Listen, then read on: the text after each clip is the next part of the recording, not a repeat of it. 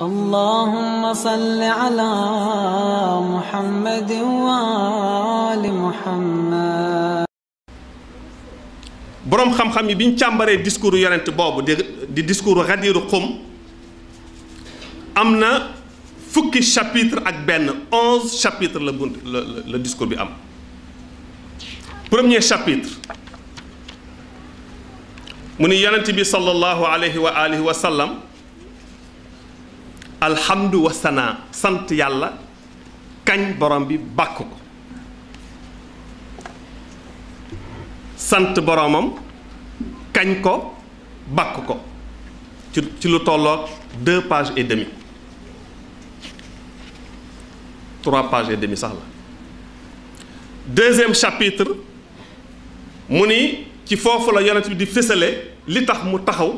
wax ñépp nañu taxaw ci tàngoor wi moom itam mu taxaw ñu julli tisbaar añ julli tàkkusaan añaguñu sax mu ni fokk ñu def lii ba pare doog a añ ndax lii xat mii la. Deuxième chapitre mu ni amrun ilaahi ndigalal yàlla bi rot fii mawduin haamin sur une question d'une importance capitale. yitte ji li tax mu taxaw am yitte ji tax yàlla mobiliser Jibril ci ton bi mu waxe ak moom yitte jooju la fësal ci deuxième chapitre discours bi ci la doon waxe wa uqir lahu ala nafsihi bil ubudiyya tagg borom ba pare ni maa ngi koy saxalal ni ak njaam la am ci man amul ci man leneen lu dul ak njaam maa ko yoreel ak njaam wa ushidu lahu bi rububiyya maa ngi koy seedeel ni moom li mu doon ci man mooy borom la ci man moom sama moom ci man lépp wa addi ma awha bihi ilayya maa ngi jooxal tey lii nga xam ne moom la ma yàlla déey ni naa ko jottali min an laa af'ala ndax su ma ko deful fa taxillu bii minhu qaari'atun duma yu metti dina dal ci sama kaw jóge ci moom ndax buur la boo xam ne boo ko moyee amatul ci yow yërmande yonent bee wax de laa yadfa'uha anni ahadun te kat su ma moyee ndigalal sama borom lii tey amul kenn koo xam ne danga ma mën a aar ci duma yi ma sama borom di duma wa inna azumat xiilatu waa ju mën a ñëw ak lu say pexe rëy doo ci man dara laa ilaha illa hu buur bi ma sant lii kenn di moom gannaaw bi mu tuddee yàlla lu bari danañ ci ñëwaat ñu ngi ciy wax ci rajo bi sax insha allah dinañ ko topp benn par benn ci rajo bi insha allah li annahu qad alama nii nee na yàlla xamal ma ni anni in lam uballigh ma anzala ilayya fi xaqi aliyin su fekkee ni lim ma wax te muy droit bu Alioune am tey jii ma war ko fësalal fa ma ballagtu risalatahu kon yàlla nee na lim ma yónni woon defuma ci dara wa qaddamana li tabaraka wa taala te nag dinaa ko wax ndax yàlla kat garantir na ma nee na ma al ismata min nas dina ma musal ci gaa ñi nga xam ni ñi ngi ci suñu biir te bëgg a yàq projet boobu wa huwa allahul kaafil karim mu dem ca ba sori daal di tax ni li ma yàlla wax mooy yàlla dafa wàcc ci man aaya léegi yonent bi wax discours bi de bismillahi rahmani rahim yaa ayyuha rasulu balligh ma unzila ilayka min rabbika fii aliyin yaani fil xilaafati yonent bi daan ni loolu ma yàlla wax ni moom la wàcce ci man nee na loolo mi ngi concerné aliyin nan la concerné aliyin mooy fil xilaafati ci ndona gi nga mooy su ma fi jógee kan mooy féete ginnaaw kan mooy yore mbir mi sama ginnaaw wa in lam tafal mu ni ma nag su ma ko deful fa ma balagta risalatahu walaahu yaasimuka min annaas maachira annaas saa bu paree benn paragraphe woote maachira annaas et yéen nit ñi ô vous les gens parce que waxul ayyuhal mu'minun ñépp lay waxal et min baynihim ghayrul mu'minin ndax ci biir mbooloo bi am na ñoo xam ne gëmuñu ay naafeq lañu moo tax yonent bi jëfandikoo terme maachira annaas ô vous les gens yéen nit ñi wax ak ñépp pour ay responsabilités dégagé wu chapitre boobu gudd na lool yaatu na. Troisième chapitre al i'laanu rasmi la déclaration officielle bi imamatil a'immatil isna achara la déclaration officielle de la fonction de l'imama des 12 imams ci chapitre bii la ko yonent bi fésal ci biir discours kon discours bi kàddu yi du Alioune rek lay waxal waaye wane ne ginnaaw Alioune ñoom ñépp la mu ubbee ko fa'lamu ma'ashara naas dhalika fi wafhamu wa'lamu anna allah ba mu jeex tudd imam yépp ci discours ci partie bii partie boobu dem na 3 pages et demi chapitre 4 ci discours bi rafu aliyin yonent bi jël aliyin nag loxob aliyin yëkkati ko ba ñépp di ko seen jaabir ibnu abdullahi al ansaar yi am na lu mu ciy nettali boo demee ci ibnu kasir bu tabari ma nga fa askalaani mi ngi koy wax te itam fi bidaaya wa nihaaya ibnu xajira ma ngi ko fay wax di wax ni jaabir nee na bi yonent bi yëkkatee loxo imaamu ali loxo mbubbam dafa wadd dafa wàcc ba ngay séen weexi përëgam fii jaabir ni maa ngi leen di waatal nag nit ñi gis përëgub yonent bi bariwul de waaye jamono boobu événement bi dafa décisif le moment était tellement décisif que yonent bi daf ko doon def ak xaal bi mu yëkkatee loxob imaamu ali wax na teraanga yi yàlla jox imaamu ali te jox ko keneen ku dul moom wax na li imaamu ali am te kenn amu ko ku dul moom wax na ni imaamu ali mel te kenn melu ko ku dul moom wax na li yàlla def ci imaamu ali te def ko kenn ci ku dul moom ginnaaw moom yonent bi bu wéyee que moo tax moom mii ginnaawam mooy ki nga xam ne moo fiy toog moom mooy ki nga xam ne moom mooy imaama ci foofu la yonent bi fësale ne Ali ibn Abi Taalib kët man mii dama fiy jógee damay dem bàyyi leen fi sama mission yegg na dootuma toogateeg yéen lu bari dama bëgg nag yéen ñi ñépp kenn ku nekk boo delloo sa kër nga yóbbaale lii nga jàpp ko nag ni ngay jàppe sa alal ji nga gën a fonk ci la la yàlla jox addu alayha bin nawazin ngeen ŋànk ko bu baax a baax ak seen i dégéej jàpp ko ak seen doole loolu la olof di wax jàpp ko ak sa fukki loxo ci la leen fisale nag imaamatu imaamu ali alayhi salaam jàngaat fa aaye boobu al yawma akmaltu alaykum ni'mati mun leen ma'ashira naasi ba mu waxee manaqibu imaam ali ba yeggal mun leen haada aliyun axi kii dee ali ibn abi talib xam ngeen ko axi sama mbokk la ñoo bokk deret wa wasi yi moom laay dénk mbir yi sama ginnaaw c'est mon régent wa waa'i ilmi li nekk ci xam-xam ci man lépp mi ngi ci dënnam bi waa'i ilmi moom rek moo comprendre xam-xam bi may jàngale wa xalifati fii ummati moom mooy sama xalifa ci sama xeet ba keroog àddinay tukki ala man amana bii kooku ki ma xam ni nga xam ne gëm-gëma jàppal li ci man wala tafsiri kitaabillahi azza wa jal moom rek moo leen di mënal firil téere yàlla bi sama ginnaaw wa daa'i ilayhi moom rek moo leen mën a wommat ci téere yàlla bi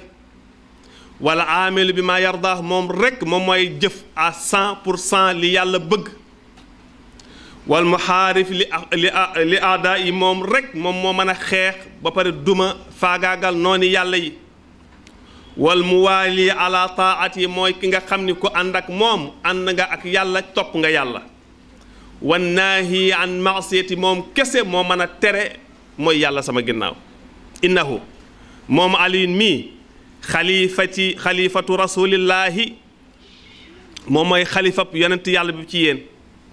wa amirul muminin moom mooy le commandeur de tous les croyants moom dong la nag keneen ku ko woote ginnaawam ci ku dul moom na ngeen xam ne kooko waxul dëgg yàq zibu la yonent bi wax day fen wal imaamul haadi mooy njiit li nga xam ne ku ko topp da lay jubal faw ci li yàlla bëgg wa qaatilu naakisiina wal qaasisiina ci yéen ñii nag am na ñoo xam dañuy fetti ko la rek Ali mi moo leen di xeex ëllëg wal qaasitiina ñi nga xam dañuy sori dëgg lool génn ci diine ci yéen ñii lañ bokk Ali moo leen di xeex ëllëg wal maariqiina te loolee muy def nag bi amrillaahi ci ndigalal yàlla ko def gudd na mun ñoo wax lépp danañ ko benn insha allah ci rajo bi pour ñu ko soxla yépp danañ ko am foofa insha allah chapitre 5 at-ta'kid ala mas'alati al-imama sur la question de l'imama yonent bi dellu si wàcc def ca tarkiz insister bu baax a baax ci ni imaama sama ginnaaw bu ñàkkee rek ngeen réer bu ngeen bañee topp imaama comme institution bu ngeen ko toppul rek yéen ñëpp da ngeen daanu ci suuf bu ngeen ko toppul diine ji ña ngeen topp danañ ko soppi bu ngeen toppul imaama diine ji ña ngeen topp danañ leen wëlbati ngeen sori ko lool et cetera et cetera et cetera et cetera topp na ko lu bare chapitre 6 fii lay dénoncer maqasidul munafiqin ci suñu biir am na ay naafeq yonent bi daal di wax fii seen jubluwaay lañ bëgg wax na ko ci discours bi. am na ci yéen de ñoo xam ne fi mu nekk nii ñi ngi xalaat su ma paree discours bi naka la ñuy def ba seen pexe yi ñu amoon démb ak barki démb amoon ko ci biir Màkka am ko ba fii toll naka la ñuy nañ koy jëmmale. fii la leen dénoncé ci parti bi ci biir discours bi ci anam yu baree bari waxtu wey dem moo tax dañuy jaar jàll. wax leen nawaayaa yi ñu am intention yu bon yi ñu am essayé woon ko jëmbal ci ay occasion yu bari mu raté ñu doon xaar occasion bi ci Arafat mu raté doon nañ ko xaar ci bi ñu def tawaaf mu raté tey jii yàlla bett leen ba mënatuñ ci dara mais nag danañ ko jéem a jëmmal de moo tax mu ni faites attention na ngeen def ndànk na ngeen waggar bàyyi leen xel ci seen imam bi. chapitre 7 mu wane ñan ñooy nekk ñi nga xam ñoom ñooy partisan wu ahlul bayt ak li leen yàlla di xaare ci ndimmal ci àddina ak ci alaxira ak ñan ñooy noonu ahlul bayt ak li leen yàlla di xaare ci toroxtaange fii ci àddina ak ci alaxira. chapitre 8 foofu itam gudd na dem na ci lu bari mu wax foofu nag al imaamul mahdi parce que fu ci nekk lim na 12 yépp wax fi itam imaamul mahdi yan taxawaay lay am ëllëg ak ban taxawaay lay am ak ñi nga xam ñooy nekk ay ansaaram ay partisans yi koy jàppale ak itam naka lay dikke nag pour renverser waat situation delloosiwaat ko à la norme indiwaat ko ci yoon wi mu war a jaar foofu la ko waxee ci chapitre boobu. chapitre 9 yonent bi jóg daal ni alaa wa inni foofu leen waxe ni léegi nag maa ngi leen di wax ni déglu leen ma bu baax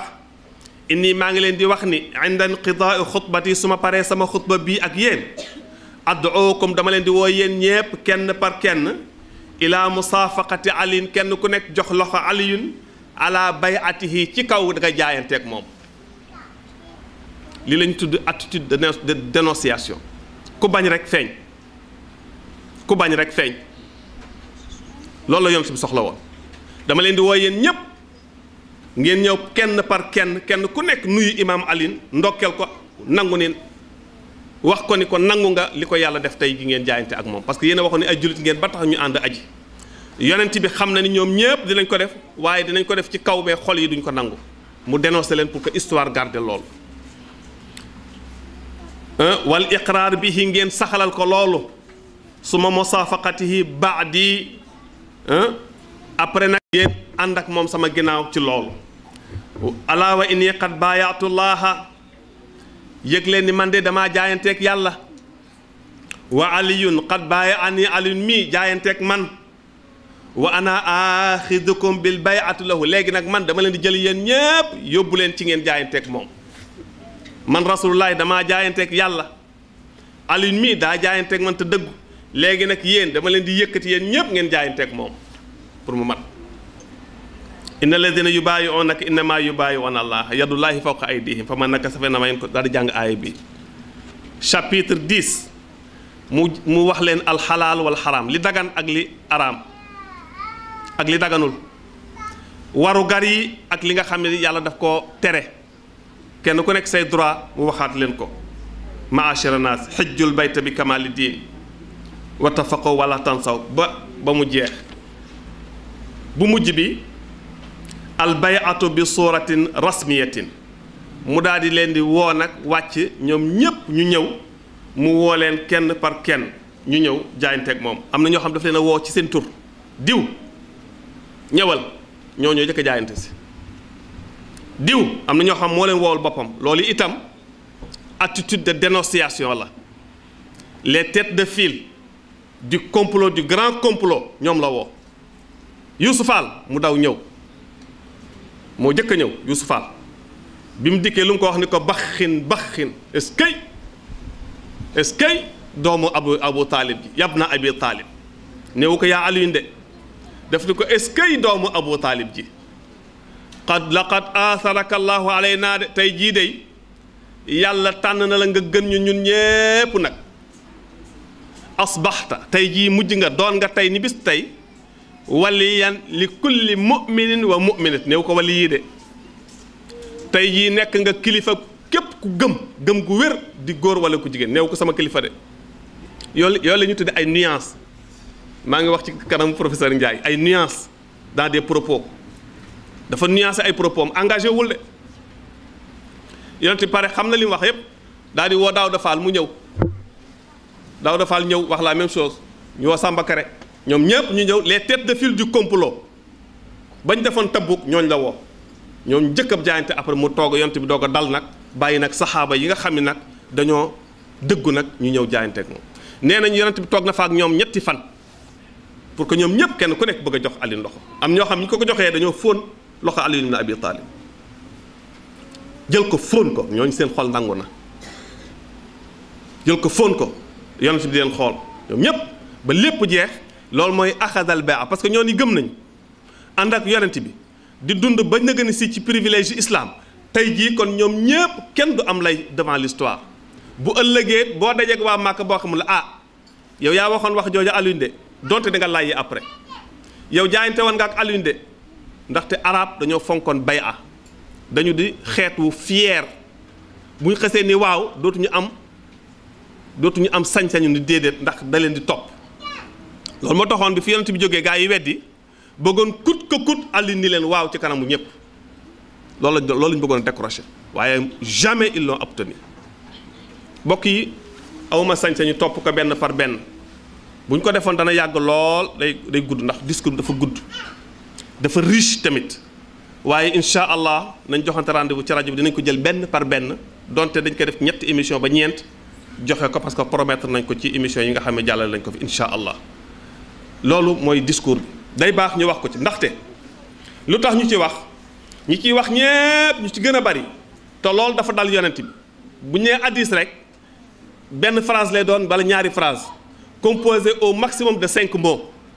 qaala rasulullahi sallallahu alayhi wa sallam man kaana yuminu billahi wal yawmil aaxir falyukrim dayfahu fekk yonent bi daf ko wax ci benn contexte et dans un discours long ñu jël passage boobu lu bëree ci wax yonent bi noonu la am na ci yoo xam ne sax bu ñu ko jëlee dañuy amputer far hadis bi c'est-à-dire que phrase bi l'idée dañ koy far amputer loolu dafa bëri ci yonent bi moo tax axe su discours bi ngay gis ñu koy génne toujours man kuntu mawlaahu fa hada aliyun mawlaahu dafa rot ci biir discours bi parce que mooy axe bi lu tax da nga war a jaayante ak Alioune mu wan leen kilifteef parce que am ñu dikk naan non affaire xaritoo lay wax waaye boo déggee waxin wi yonent bi moo ni allahu wali yi yàlla mooy sama kilifa est-ce que yonent dina taxaw naan yàlla sama xarit la du xaritoo parce que bu doon xaritoo du ni li ma yàlla sant su ma ko deful dina ma duma yoo xam ne kenn du ma wallu xarit dina duma ab xaritam xarit du am sañ-sañu duma ci xaritam kilifteef la ana waliyu kulli mu'minin wa mu'minatin bépp julit bu góor wala bu jigéen maay sa maître maay sa kilifa ñu ni xarit la bañ leen ko buutal ko xarit alors que yonent yi du ñu am xarit ay taalibe la ñuy am yonent yi ay taalibe la ñuy am su ma fi toogoon fii di wër di wax naan Cheikh Maulana Cheikh Mouhamad Ali Khari c'est mon ami dañ may jéppi dañuy xam ne aw ma yar aw ma teggin parce que li ma lié ak moom ak taalibe la war a doon akuk sëriñ yonent bi amul kenn ci saxaaba yi ku nekk xaritam taalibe lañ ak taalibe la am loolu lu ñu fomante la ginnaaw bi ngir masquer nëbb ay toor ay toox ay jumte yu bari yu ñu def ginnaaw yonent bi rek moo ko indi loolu koo xam ne kii sa kilifa la Alioune sa kilifa la am na ñu dikk non dafa bëgg a wax ne rek képp koo xam ne kii bëgg nga ma Alioune sa xarit la war a doon gars yi la ñu ngi ciy wax ju bari di ci conférence divan dañuy nax rek mais ku jàng discours bi xam ne un discours aussi long yonent du ko articuler autour de lan amitié dafa bëgg ñu xaritoog moom dañ koy topp de ndax yàlla def ni ku ko toppul ma dugal la safar ku ko toppul toppoo ma kilifa la tere ñu bàyyi mu digle ñu def loolu la ci yonent bi doon indi sallallahu alayhi wa alihi wa sallam mu daal leen ni fal ahdu wal misaaqu lahum maxudun minna fal ahdu kóllëre wal misaaqu pacte d'allégeance yéen ñépp tey dama koy jël ci yéen pour ñii mooy Alioune ak ay doomam mu li ma Xasan Xuseyn Zeynul Abidin Mouhamadul Baqir Jaafar Sadiq Moussa al Kazim Ali Rida Mouhamadul Jawad Aliyul Haadi Hasanul Askari ba ci al Mahdiyul Muntazar mu yéen ñëpp li ngeen loxo bi ngeen jox Ali ibn Abi Talib yëg leen ni jox ngeen ko ba jox ko imaamul Mahdi. al ahd kóllëre gi al misaaq pacte d'allégeance bi yéen ñëpp da ngeen dama koy jël ci yéen wa anfusana wa alsinatana wa damairana wa aydina engagé leen seen loxo muy action bi engagé leen seen conscience engagé leen seen làmmiñ engagé leen seen i jëf ginnaaw bi loolu mooy allégeance engagé acte mooy jox ko loxo engagé sa làmmiñ ak sa conscience mooy nga wax ko ci wax gu dëggu ni ko mawlaaya baayaatuka engagé leen seen comportement ginnaaw mooy ngeen topp ci ginnaawam lu mu leen sant ngeen def lu mu leen tere ngeen bàyyi jërëjëf yàlla na yàlla defal ñu jàmm bi xaqi wilaayati Ali ibn Abi Talib damay ragal mu gudd loolu laa bëggoon ñu dellusiwaat ñu xam ni yonent bi du ay caaxaan bu ñu nee Xadiru Xum du ay caaxaan yonent bi dafa jël tempsam ci jamono bu métti toog dafa ñetti fan pour jëmmal lii nag bu ñu demee ci historien yépp ba ci ñi nga xam duñu ay jullit mais gëstu histoire u l'islam l'histoire des religions daf leen yitteel di ngeen gis dinañ dikk ci événement bi. voilà un événement boo xam ni doo gis kenn ci parmi les littéraires kuy dem ba indi baatu wilaya le concept de wilaya qui signifie autorité qui appelle à une allégeance te du def référence ci Xadiru Xum boo demee chez les juristes bis bu ñu demee ba heurté wu ci problème bu autorité. seen i commentaires ak seen i explication ak seen i jurisprudence yi ñuy évoqué ils font référence à Xadiru Xum boo demee ci chez les philosophes saa bu ñu heurté woo à ce concept de wilaya ils font référence à l'événement de Xadiru Xum boo demee ci les jurisconsultes di fuqaha yi bu ñu demee ba heurté ci concept bi ils font référence à Xadiru Xum boo demee ci bu amul benn fànnu xam-xam boo xam ne da nga fay dem ñu dem ba heurté wu ci situation wu autorité te duñ def référence ci Xadiru Xum loolu yëpp daf ñuy wanewaat Xadiru Xum ni mu mel moo tax Mawlaana ni ñu bisu feet la ndax dañ ciy bég ndax liñ ci yàlla defal ànd ci ak yàlla itam ci lim ñu jox lépp incha allah jërëjëf asalaamaaleykum wa rahmatullahi wa barakaatu.